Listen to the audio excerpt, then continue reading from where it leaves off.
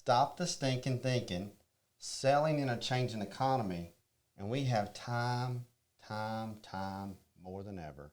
All of this coming up right now. Welcome. You're listening to The Daily Real Estate Show, where we talk all things real estate. He sold my home in 7 days. This guy never stops working for you. Wayne sold my house in a week. And now your host, Wayne Turner.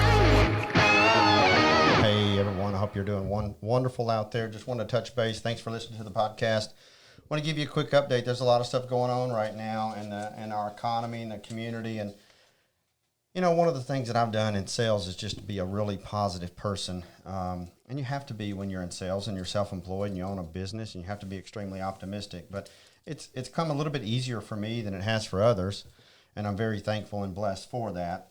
But I heard something years ago. It said, you know, just stop the stinking thinking. It's your thinking pattern. And I've heard that if you don't fuel your mind, then your mind will be fueled for you. So we know what we can put in our mind, and we have to put positive things in our mind. So I've just always tried to look at a positive side of everything. So, for example, in 2009, in Metro New Orleans area, there's a parish called St. Tammany Parish. And St. Tammany Parish, they call them parishes down here, so go with me. They're not counties in Louisiana. Louisiana is the only state that has parishes. In 2009, there were it was the bottom of the market, bottom of the real estate market. And in 2009, the bottom of the real estate market, there were 4,756 real estate closed transactions. Now that was condos, residential homes, multifamily homes, patio homes. It wasn't commercial, wasn't land, right? So with that being said, 4,756 sales in 1 year. But that was the worst year. That was the year that they quote blood in the streets. You know, Lehman Brothers crashed, stock market, recession. But even though that was the worst, there were still 13 houses that closed every single day.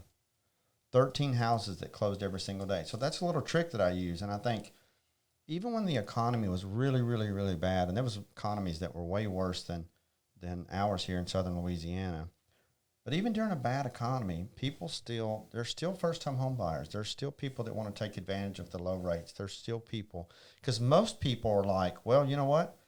I have a job.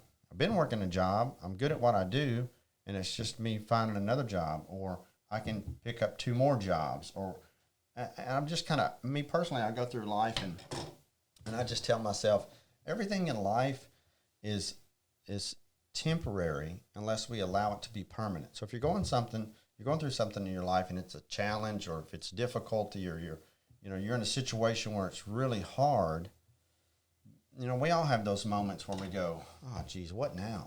Or why am I going through this? Or what else is new?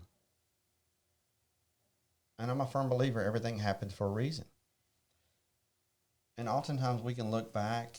You know, they say that knowledge is learned, and education and wisdom is earned.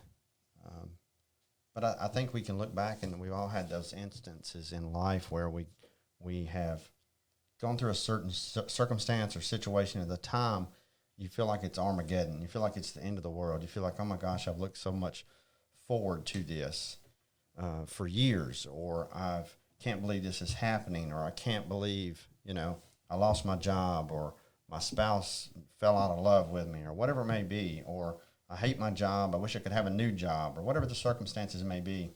I'm just really big in believing in it's temporary. Nothing is permanent unless you, in your mind, believe and choose for it to be permanent. So I'm just always really positive, and I'm just trying to put out positive vibes and information to people in this time. It's St. Patrick's Day. I've got my green shirt on, and I just think right now more than ever we have time. People are quarantined in their homes. A lot of people don't go out. They don't want to go out, but now's the time when you can do fun stuff. Maybe there's a book that you haven't read. Maybe there's a book you want to listen to. Maybe there's a game you want to learn how to play. Play games with your children. You know, bring out the board games. Maybe you want to write a book. There's an idea. Just pull out a book to write a book. So I just, gardening, exercise, cooking. Make yourself a competition with some friends and say, hey, you know what? We've talked about losing weight. Let's do this. Let's exercise in our home. Let's do a weigh-in every day, and let's get regimented about see who can lose the most weight at the end of 2 weeks or 3 weeks. And then after whoever's lost the most weight has to buy everybody dinner. That's something you can do, you know. Maybe you want to paint. Maybe you want to paint your house. Maybe you want to paint a portrait. Clean your car. It's those times that we have the time where we've been putting a lot of things off. Everybody has a closet, maybe even a room in your house that's been kind of messy, and you're like, man, I just got to straighten that up. Then you can jump on it, clean it up, straighten it up. But try to find the good in absolutely everything, because now is the time more than ever when people around you need you to be positive. We all need to be positive. We all need to be and have a positive mindset, because they say you're the average of the 5 people that you're around the most. And if I'm part of that person that's going to be an influence on someone that's around me, and I'm one of their 5, then I want to make sure that I'm having a positive impact in their life. So if you're selling real estate, you got to be positive. If you're selling toilets, you got to be positive. Cars, houses, clothes, boats, really doesn't matter. You have to be positive. And it's best to look at the worst case scenario. And even though you go through a challenge, it's just temporary. So one of the things that I have done and that I do is you get back to the basics. And a little bit of scenario is just a matter of touching base with people that you haven't called in a long time.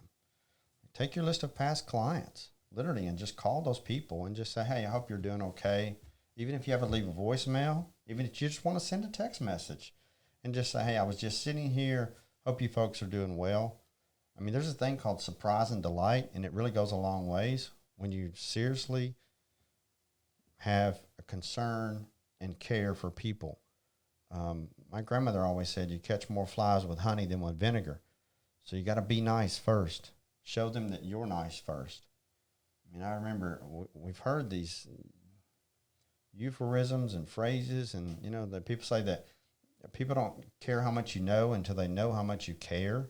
So put the caring back in our society. I mean, it's easy to do now because social media has bringing us closer. It's kind of weird when you think about it. Years and years ago, our grandparents, I'm 48 years old, years and years ago, our great-grandparents, grandparents, they'd walk into the butcher, and then literally the butcher would be slicing the pastrami or the cheese or whatever you wanted, even when you just walked in the door, because they knew who you were.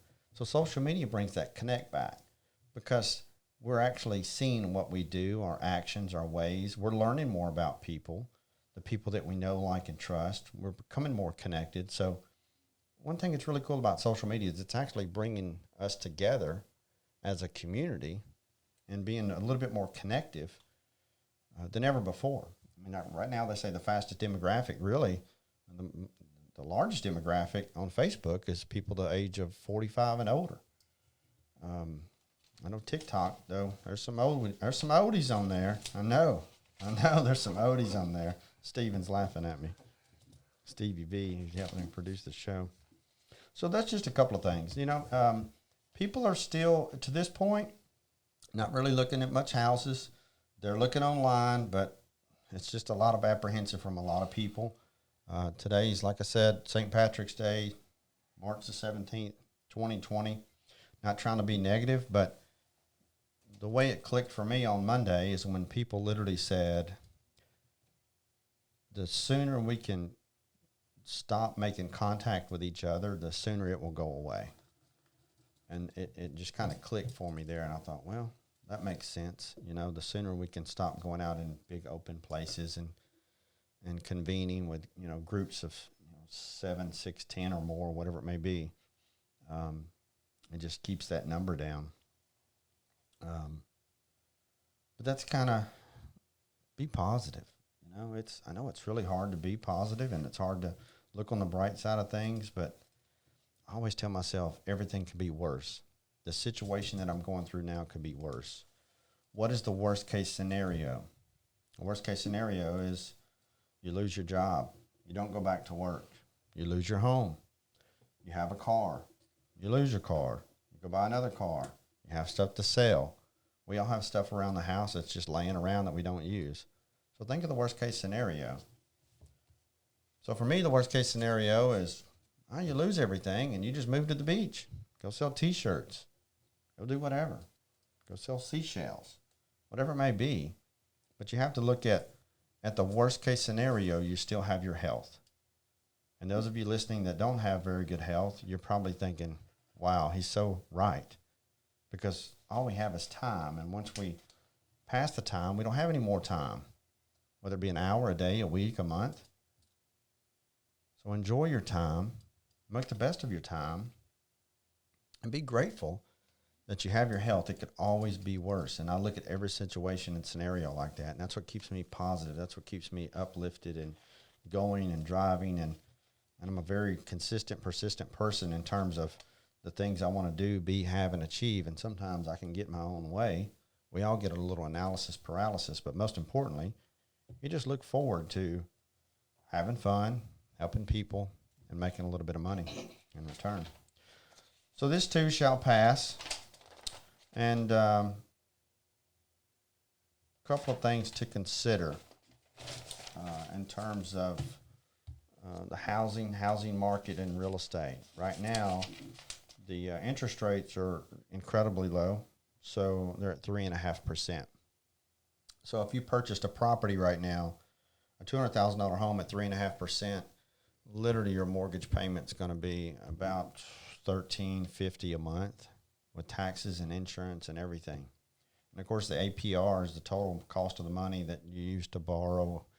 You're borrowing, and then added to that the loan amount. So it's it's what they call the APR.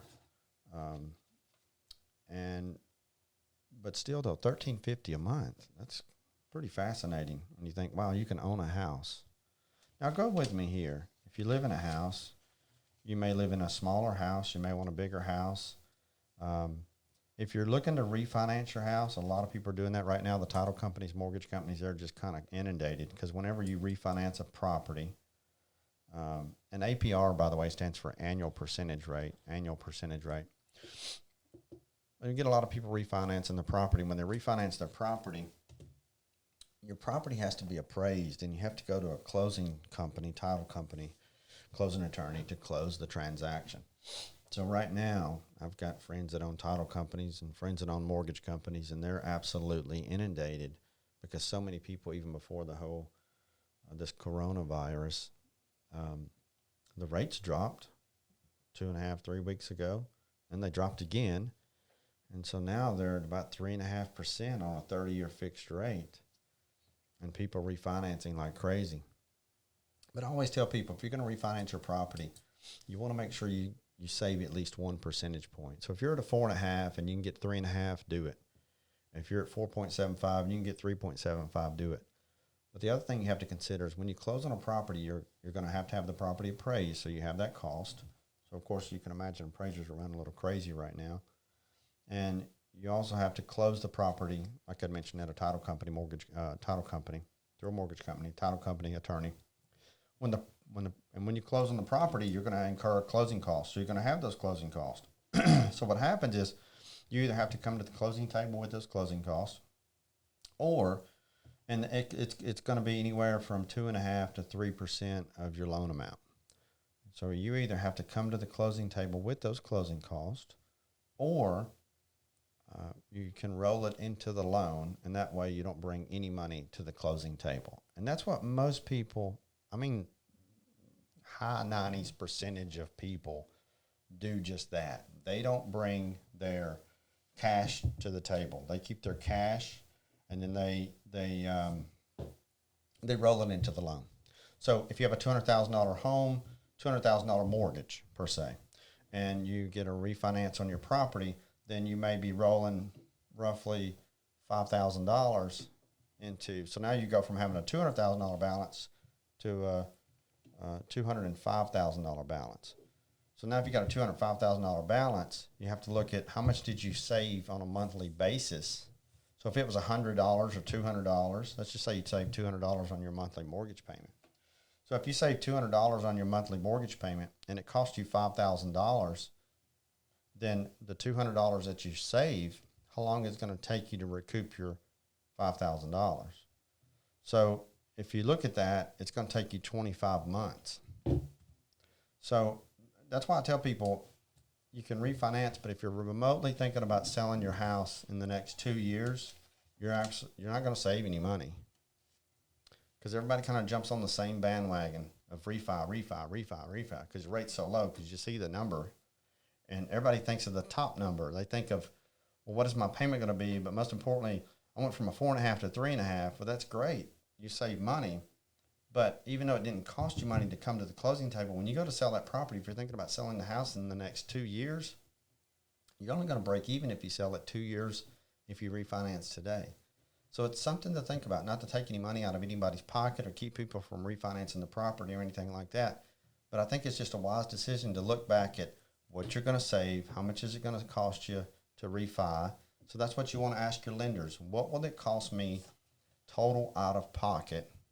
And what it's going to cost me total, period, if I don't want to bring any money out of my pocket. Because it's still coming out of your pocket just on a slower basis, and actually you're going to be paying more because now you're paying interest on the money that you didn't bring to the closing table. So not to confuse you with all these numbers, but just know that if you whatever you're going to save a month, if your mortgage payment's $2,000 a month, and now it's going to go to $1,800 a month, and you're going to save $200 a month, but it's going to cost you $5,000, then if you divide 200 into 5,000, that's 25 months, 24 months. So you have to ask yourself, is it worth? And a lot of people are like, no, we're going to be here forever. I get it. I've said that and moved a year later. I've said that and moved 6 months later. So just keep that in mind if you're looking to refi. You definitely want to not do anything that's going to cost you money or certainly not make you any money. And also to consider putting your home on a 15-year mortgage. If you can, I know it's a stretch, but you can do a couple of things if you don't want to do the 15-year mortgage. You can put your home on a 15-year mortgage, and you pay so much more towards the principal in the beginning. Because when you put it on a 30-year mortgage, really for the first 5 to 8 years, you're paying just more towards interest than anything. You're not paying as much because the interest rates are still really low on a 30-year fixed. More so than when it was 8% when I first started in the business decades ago. But you are paying your principal interest down. You're paying it down much faster. But if you can do a 15-year note, it's amazing how much more of your monthly payment each month goes towards your principal. I mean, it's 3 times as much. It's unbelievable how fast you build equity in your property. And if anybody's out there listening, if you've never owned a home before, you don't buy a home, you haven't owned a home, if you do anything, just buy one home that you can live in and it's yours. One home that you can live in and that's yours. You can live in it now, you can live in it later. It doesn't matter if you want to rent, but there's nothing wrong with owning a piece of property, because anybody out there, and I'm going to tell you there's a lot of people out there that are really wealthy in the world. And I've done my research on real estate, and some of the wealthiest people in the world own real estate. I had a guy tell me one time, he said, if you own real estate, you'll never be broke. And I said, well, I don't know about that, but you probably won't ever be poor. Now, of course, I tell people broke is temporary and poor is forever. If you're poor, then you have a poor mindset. You have a poor way of life. You're just poor. But you don't have to be poor. Maybe you're just broke. It goes back to temporary. Everything in life is temporary unless we allow it to be permanent. So thank you for listening. I think it's time I tuned off, sound off. Didn't to be so redundant, but I wanted to let you know that real estate is always a good investment, regardless of the economy. The stock market is low, and stocks are a good investment right now. People are selling off like crazy, and unfortunately, now is when people buy and they make a whole lot of money. If you're out there listening, you want to make an investment in real estate, regardless of where you're living, where your town, where you're at, what city you're in. If you're listening in Duluth, Georgia, or Nantucket, Maine, it doesn't really matter. You can call me, 985-626-1313, or look me up on the web, Wayne at WayneTurner.com, WayneTurner.com. And I'll be glad to help you and get you with somebody in that city of your choice. I'm Wayne Turner, wishing you wealth, and happiness. Have a good evening.